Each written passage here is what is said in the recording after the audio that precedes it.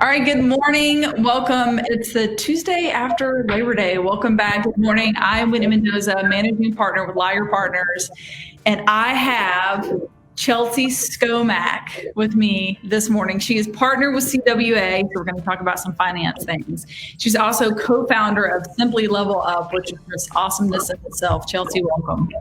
Thanks. I'm so excited to be here. I am too. So the first time I feel like this is how we got to talk, like our original Zoom call, because you were posting things about The Office and the Golden Girls, which are my top two shows of all time. So I was like, I already like you. Yeah, I think your exact message was like, I think we're soulmates. Yeah. So we need to talk. And I was like, I like this girl already. Yeah. So let's do this. Well, I loved the way that you were relating it, because and I think that's why I love those shows, right? They're so relatable to like everyday life and everything that we're going through. Yeah. And you were taking them through a finance and life lens. So I want to let you tell kind of about that, like how, because your approach to finance is completely different, and I love it. Yeah, I think so. It's actually funny because I was literally just talking to a friend of mine last night about all these things, because I don't fit into my industry. And for a very, very long time, I was like, well, I have to wear the suit, and I have to, talk a certain way. And like, oh my gosh, I was even cutting my hair to make it look like I was older. Like, apparently short hair makes me look older. And it's because I was like fueled by all these comments and things that people were saying, like, you're like 5 years old, you're going to give me advice on whatever. And it's like, yeah, because I have a degree in this. So thanks. But so what I ended up doing, and this year actually like really helped me tap into this, but it was like, I have a different point of view on how things like, all like, go into the circle of like, I just think outside the box, I guess is the way that I'm trying to put this. So like with the Golden Girls, I started realizing that the entire show is based on 4 women living together because they're broke, because no one did any planning. Like, true. Rose's husband's pension. Actually, that episode was on last night. So it was really funny that it was like, oh, look at this. I'm going to talk about this probably today. But Rose's husband's pension ran out. And she's like in her 60s, has to find a new job. And it's like, this is the story that is happening. Yes, it was a And she can't even pronounce his name, and she's trying to work for him. And like, there's this whole discrimination thing. And it's like, they highlight those issues, but like not one time, like they have to pull together resources to like make a repair on the roof. And then like there's all these like crazy stories about them trying to find money, and it's like, oh my gosh, they just never had a plan. Like Dorothy's divorced, her husband is making like novelty weirdness over there and making tons of money, and then like Sophia has that thing with Social Security where she ends up getting way too many checks. So it's like there's all these little things that like tell you that they're struggling. So if I remember correctly, the post that I put up was like, we want to talk about friends goals, and like that's the thing is like, be like the Golden Girls, be old and live in a house, and like all your husbands are either dead or they're just gone, and we're all gonna get together and have a good time in the house. But then I was like, well, why couldn't they have been like in a mansion on Miami's beach, like living on the yacht, the GG yacht, and like doing all these really cool things? Like, why was the conversation automatically like they're broke and they have to live together because like this is just how it is? And so it's like, when you look at it that way, it's kind of sad. But then it's like, well, why don't you just aspire for friends goals like a little bit higher than like what you had originally thought? So that's kind of like, and like we talked about Rachel Hollis too, like I'm a huge fan, because like all of what I do is all based on like, you can do better with this. This can be your life. Like, how do we make everything in your life in alignment to what you really want to be and who you really are? So just show up authentically, be you, and like just start putting the puzzle pieces together. Yeah. Well, and to your point, talking about, because you and I are similar in age as well, I'd rather learn now. Like, I'd much rather learn now instead of waiting until I'm 60 or 70, like the Golden Girls, to try to make those adjustments, right? Yeah. And it's also one of those conversations too, as much as it is like, yes, learn early, but it's like also you have to be thinking a certain way to be ready for this, because the process that I take people through, it's a behavioral finance thing as well, because it's, hey, like what money story do you have existing? Like what's the underlying piece? Like, I actually never shared this with you, but I had my own money story, which is actually what propelled me into addressing it into. Yeah. So I literally could not charge people for things. Like it was like, it was like, no, it's okay. Like I got you. Like I just want to help. This is good. And yeah. So it was like, my heart is I want to help, but it was like, all right, I'm going to pick up like all these side jobs because I'm poor and I have this college degree, and it's expensive to be in my industry, like without a doubt. Like if you are like where I am, like I'm independent, I, have certain responsibilities and, I get support, but it's like you're paying for the support. So it's not like, it's not cheap to be a part of something that's super license heavy and regulation heavy. So now that I'm like in this space, what I started realizing is I started working with other entrepreneurs, and like they weren't charging. And I'm like, why are you not charging for this? So like I'm practicing this stuff with them all the time. And what I started realizing, I worked with a life coach, and then we started addressing, she's like, you do all this amazing work. Why aren't you charging for it? And I was like, well, like, it's like taboo if you ask people for, and I'm like, yeah, I'm in the industry where people literally ask people for money. Like this is how it works. Yeah. But I was like, I don't want to be that guy, because all my clients were working with that guy and they were burned. So I wanted to help. So I thought in my head, it was, I shouldn't be charging for this because, or I just charge like the bare minimum. And then I help them with their stuff and it's fine. And then we got into like childhood stuff, which is weird because I knew that was coming. Yeah, that's like childhood. Your parents well, and it's a value thing too, right? Because especially if you're just, again, it's there's a Kristen Andre that we work with, and she says age isn't a thing, so don't make it one. Right. And I feel like you have to really work against that, because I feel like that's one of the first things that steps into the room. And so your earlier comment, everyone's looking at you going, what value could you possibly provide me when you haven't been there? But you don't know where I've been. I've been a lot of places. I've learned a lot of stuff. Yeah. And I'm like, so I know that like, I feel like it's so weird because there's doctors that like go through all this schooling, and they can be like, 28 years old or whatever when they're done, and they go in the field and they're doing their stuff and no one's questioning their age. I'm like, I have like the same type of training. What the heck? Like, why am I getting questioned on the stuff? Like, I studied this, and like, I actually went to school for this. That's like the weird thing, because like not a lot of people go to school for anything financial planning related.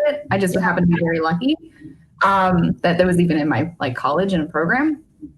But what I realized with all of this was that I wanted to do really good things and I wanted to help people.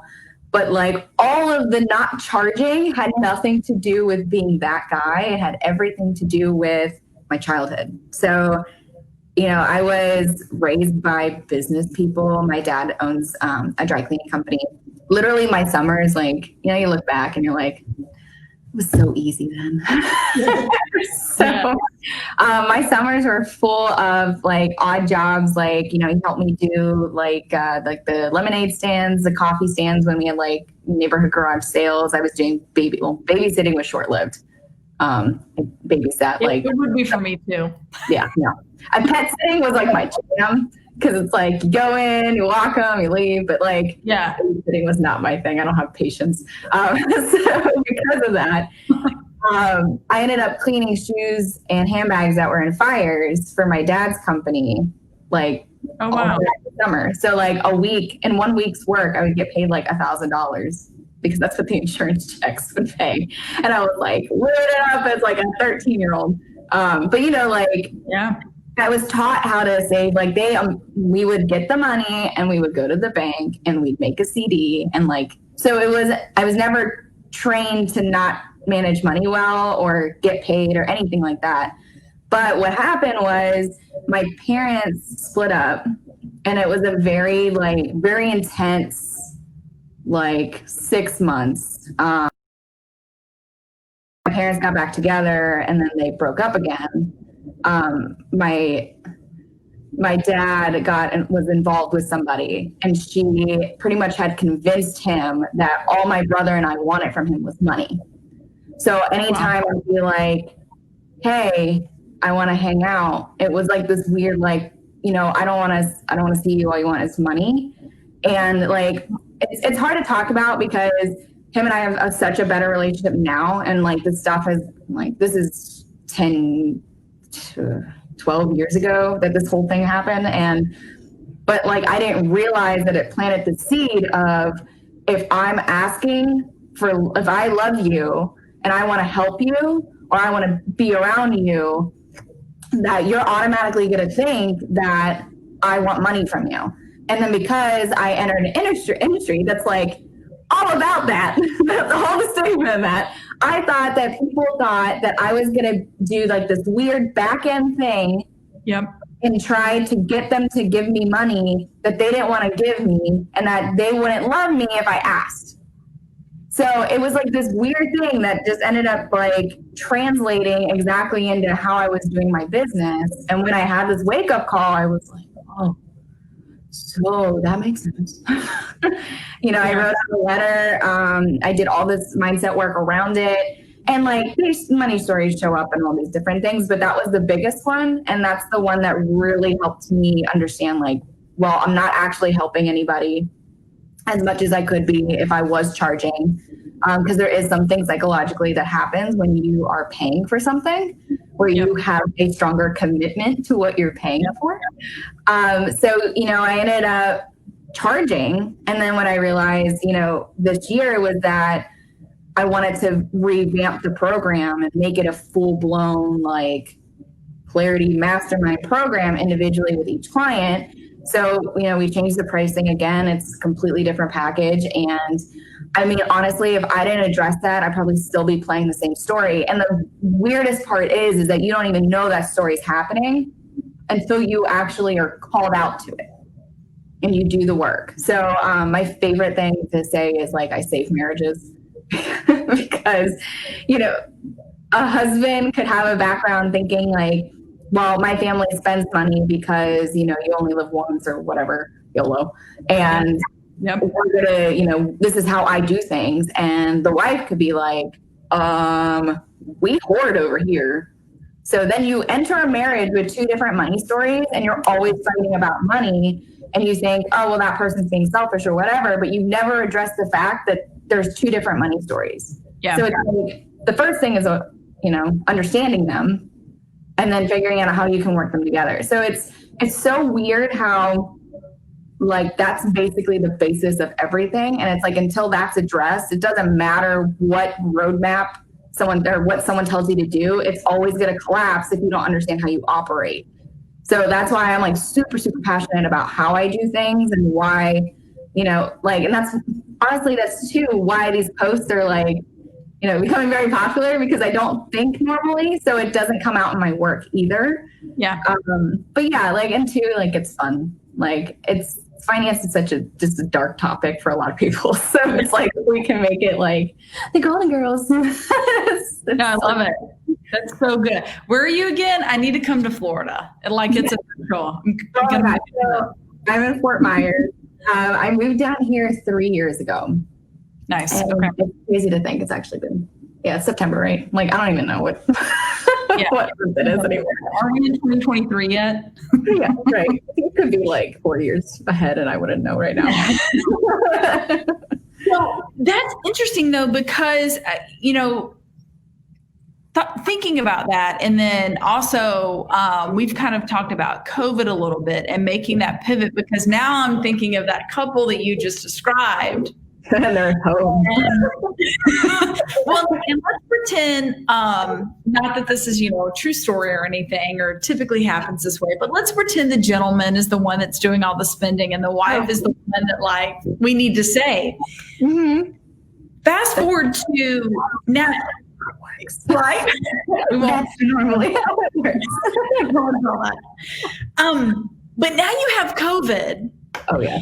And someone's lost their job, or there's other financial issues that are happening, right? Even if you kept your job, I think it's safe to say that everyone's not necessarily, most businesses, most people are not experiencing the flourishing business that they were pre-COVID. Right. So how are you working through couples and people in that, pivot? If I can bring up another show, a friend, pivot, right? They're trying to take the big couch up. You think that all we do is watch TV. Basically, but it helps us through life. What can I say? It's true. No, because honestly, I've used that meme so many times. Pivot, just do it. So yes, yeah. You know what? I'm a as far as the financial piece, I'm a huge person that would be look at what you're doing. Yeah. Hands down. Half the time that people are spending or saving in ways, they're not looking at what actually is happening. They have this idea in their head and they're like, yeah, I'm saving. But then their cash flow issue is doing this weird cycle, and they're not paying things on time because they're spending too much in one area. And that's actually what I've seen with COVID is the food issue, which actually is the biggest spending point. Normally if someone's I don't know why I'm spending too much money, I'm yeah, look at your food. Look how much you're spending on food.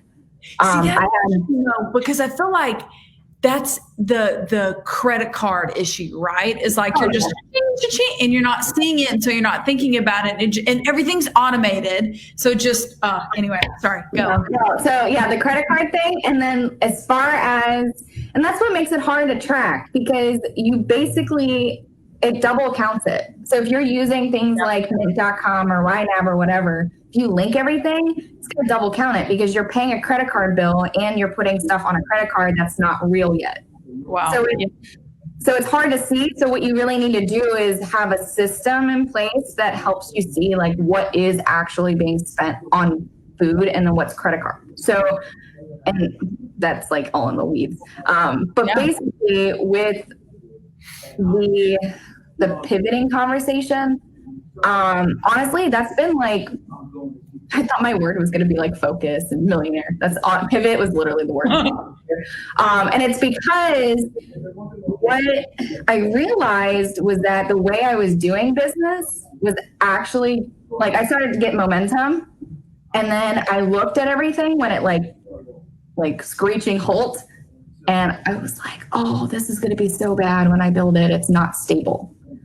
So I took this entire time to be okay, what are the holes in my process? Okay, what are people not getting? Okay, what do I kind of hate about my own, my back end stuff? Okay, I need to start working in my mindset coaching, getting more into the program that I was, signed up in January. This is really funny. It was all world on fire.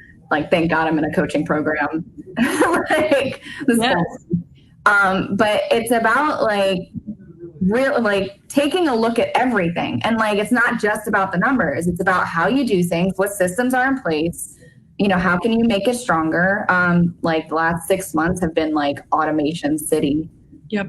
Oh my goodness. Yeah. I'm doing a launch of a website. I haven't picked the date yet, but it's at the end of the month. We completely built a website for me specifically, because you can't you can kind of see who I am with our stuff with CWA, but it's not in my language, or it's always been kind of hard to explain all of the pieces that move around.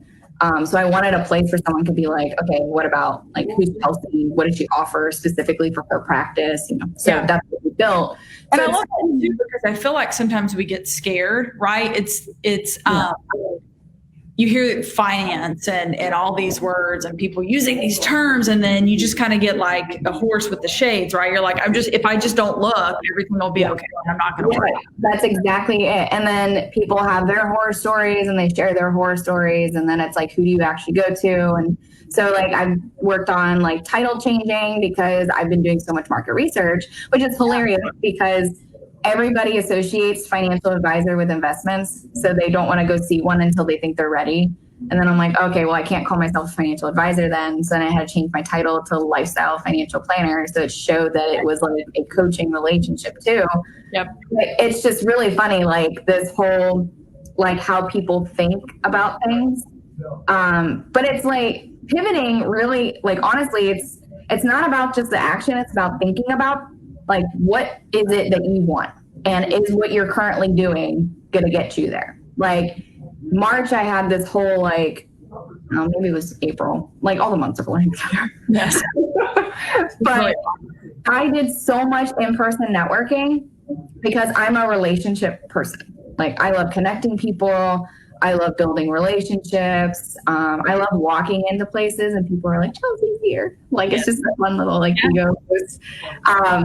But what I noticed was I wasn't even around the people that got me. Like people were generally happy to see me and stuff, but like nobody was ever going to work with me because my target audience, people who actually want what I'm offering, weren't there. So I was like, well, where are they? Well, they're online.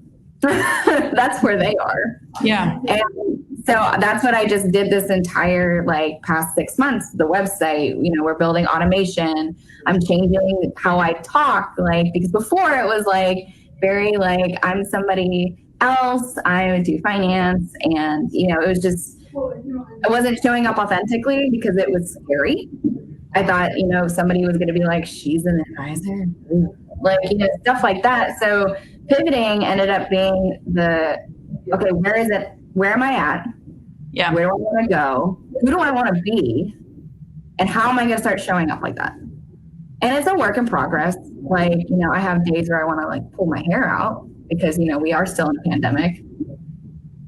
So, like that's not said. But, you know, but yeah, so pivoting is real.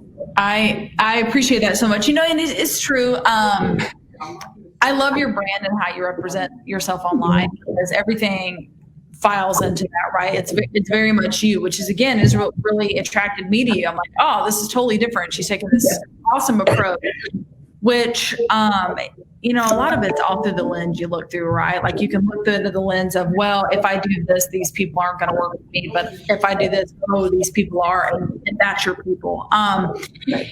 And just like in marketing and in finance, and even what was coming to my mind was the preacher, right? The preacher stands and he tells us everything that he feels led to tell us. And then we kind of sit there and we judge every mistake he makes because he's the preacher and he's not supposed to make mistakes. But he's still a human. He's still human. It's the same like me in marketing and you in finance in the sense of like, is my marketing always going to be perfect? Absolutely not. I'm sure going to try to make it that way. Yeah. But, I love that. I love how you're taking this different approach to it. Yeah. So before I let you go, real quick, one thing. So obviously I'm all up in your LinkedIn. And you had the two things that I definitely want to make sure that we call out before you go is you had reasons to get yourself a financial plan. Mm-hmm. So one of those, number two, I really loved. You said you're not sure how to go about paying debt. Mm-hmm. So I wanted to hear like a number one Chelsea tip of like, if we're in the middle of COVID and we're like, oh, I've been supporting a lot of restaurants, which is a good thing. Cause that's what I tell myself. I'm like, supporting restaurants. Yeah. You can also be spending too much at restaurants. So if we're looking at that receipt, our credit card receipt going, oh my God, this has got like, we got to fix this. What's like the number one tip that you would give of like going out about maybe doing that? I think, so if supporting restaurants is in like your entire being, yeah. So I would say pick a number. Because so part of this is too, like I mentioned before, your food budget is going to probably like be part credit card and part what's happening in like general bank account area. Yeah. So I would pick a number on what you're going to be spending on the card every month and like do not go over it. So part of what happens when I'm structuring budgets is like the credit card it's its own category because we know we're paying it off, but it's important to know what's actually going on that card and how that actually reflects in the overall budget. Does that make sense? Yes, it does. Yes, it does. Because you have a balance that you're paying off plus all this. Like, that's great that you're making a minimum payment, but if you keep putting stuff back on there every month, you're kind of on the treadmill. You're not going to go anywhere. Right. And I think the reason why I put that as number 2 is because it's actually a lot more. Because when it's normally the train of thought is I have to put all my money towards debt. And like that is the absolute thing that I like in my bones do not agree with, because there are some authors out there that say things like you can't live your life at all until all your debt's gone. But the reason why that author makes so much money is because people have to keep enrolling in the program because it's not sustainable. Because if you're telling me that I can't do something, I'm going to go do it anyway. Yeah. Like, that's just human behavior. So if you continue to keep yourself capped, you're going to burn out. So for me personally, I'm like, I have a buffer in my account that it's like, okay, I know I need at least this, but there's this much extra for that moment that I just need to go get either a drink or an ice cream cone. That's it. So on the mind, and it's 8:30. Right. It's like the in case of emergency, like candy that you keep in the freezer. Yeah. Yeah. It's the same thing. Okay. But as far as, because it's like when most people do the credit card game, it's like they put it on and then they pay it off.